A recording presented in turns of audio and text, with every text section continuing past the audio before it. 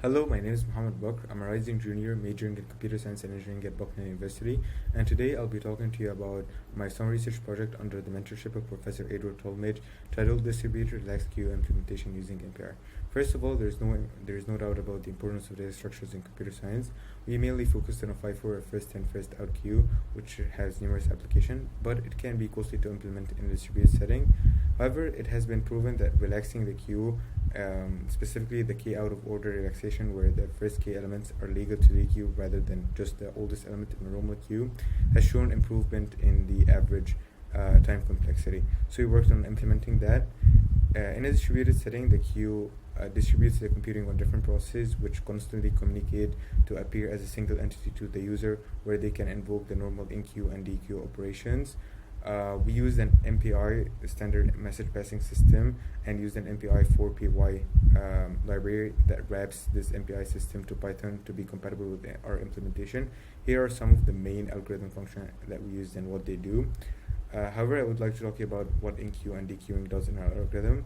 When at each process, when an enqueue happens, first of all, it adds the value to a local copy of its queue, labels it if possible for return, sends a message to all processes to enqueue this value to, and sets a response timer. Once this timer expires, it returns an enqueue acknowledgement, and when the message is received by all other processes, they set a timer, and once it expires, they all enqueue it so that all the queues are synchronized and having the same elements. On a dequeue, there are two versions. There's a fast dequeue and a slow dequeue. If an element is already labeled with the process, then it can be fastly dequeued, and then the process sends a message for all other processes to remove this element once it's dequeued. If there's no element labeled, it searches for the first unlabeled element, returns that, and labels more elements later for return.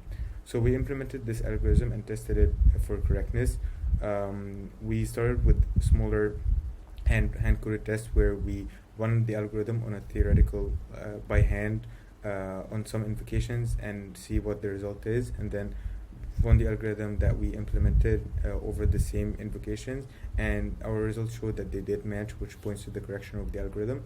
Then we moved to longer random invocations ranging from 50 to 2500 random invocations of enqueue and dequeue, and it also pointed to the correctness because the results did show that the final queues did match altogether and are synchronized. So we concluded that for now we have a working algorithm, but we need to formally test it to see to look for experimental validation of the improved time complexity, and further work might include working with other relaxations or other data structures like stacks.